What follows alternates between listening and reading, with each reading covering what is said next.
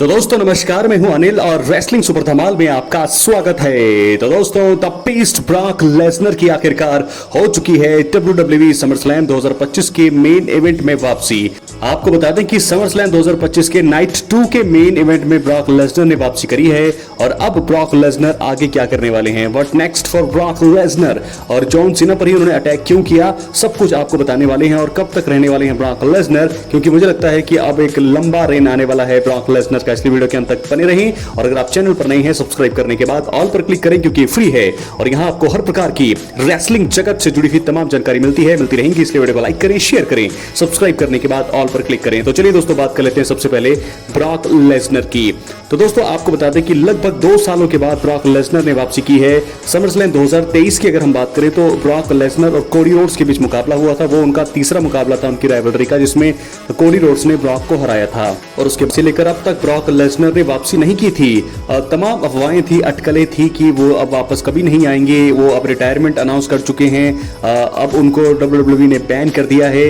और अब जाकर के जनरल ग्रांट के साथ उनका जो है नाम जुड़ा था विंस मैकमैन के केस में, कि उन्होंने ऐसा किया था वैसा किया था, बहुत सारी चीजें थी। और अब लग रहा था कि उनकी वापसी कभी हो ही नहीं पाएगी WWE की दुनिया में। लेकिन सबको हैरान कर दिया है, सबको हैरान कर दिया है, शॉक कर दिया है वर्ल्ड को, पूरी दुनिया को। जो लोग ये कह रहे थे कि वो अब कभी वापस नहीं आएंगे, उनका मुंह दोस्तों बंद हो गया है। तो बहुत बड़ी वापसी है, क्योंकि समरस्लैम 2025 का मेन मकसद मुझे लगता है कि ब्रॉक लेसनर की वापसी का जो था वो पूरा हो चुका है। तो ब्रॉक लेसनर वापस आ गए हैं। और दोस्तों सबसे बड़ी बात यह है कि जब भी वो वापस आते हैं क्राउड में जबरदस्त पॉप मिलता है। समरस्लैम 2021 की अगर हम बात करें, वहां भी उन्होंने वापसी करी थी और वहां भी जॉन सीना पर ही उन्होंने अटैक किया था।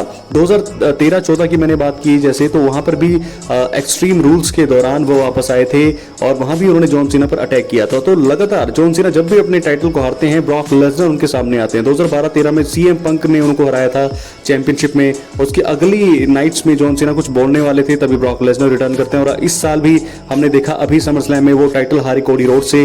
और टाइटल हारने के बाद ब्रॉक लेसनर जैसा पेन बहुत ही दुखता है दोस्तों। बहुत ही जबरदस्त ये ट्विस्ट दिया है WWE ने। तो जॉन सीना टाइटल हार गए हैं अपना आज समरस्लैम 2025 नाइट 2 के मेन इवेंट पे। कोडी रोड्स बन गए हैं दोबारा से अनडिस्प्यूटेड चैंपियन। जॉन सीना अब बेबी फेस बन चुके हैं दोस्तों। और इस दौरान मैं आपको बता दूं कि ट्रिपल एच ने बहुत ही बड़ी स्टेटमेंट अभी भी दी है। उन्होंने कहा था कि जॉन सीना से हमने पूछा था कि अब आपको क्या चाहिए, अब आप किसको फेस करना चाहते हैं, तो ब्रॉक लेसनर का मेंशन उन्होंने किया था।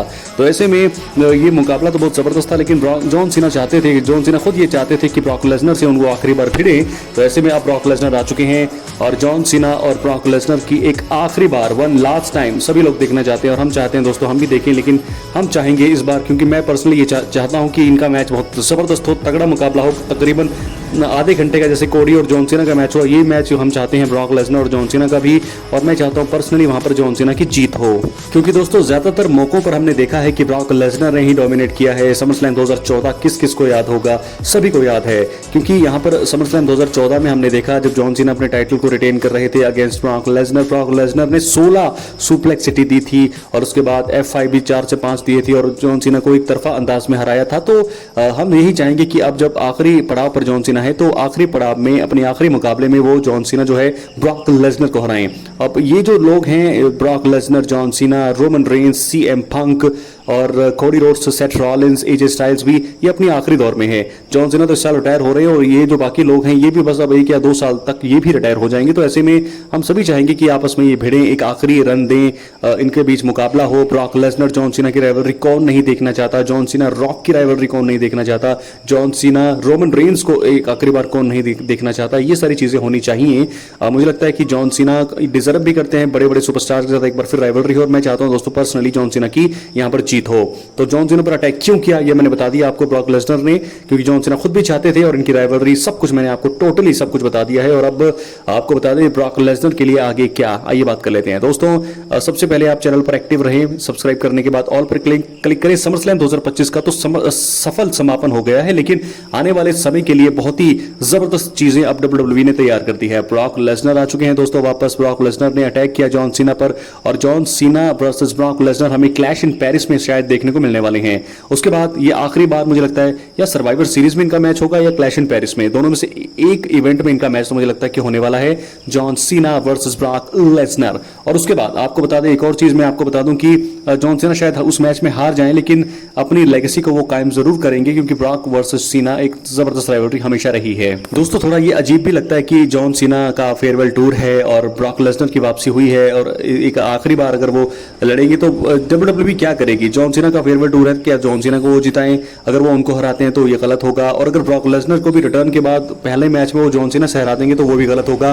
तो ऐसे में क्या होने वाला है कुछ भी अंदाजा लगाना बहुत ज्यादा मुश्किल है, लेकिन ब्रॉक की वापसी बहुत बड़ी एक त्योहार है WWE में। तो चलो वो आ गए, अब आगे वो क्या करने वाले हैं।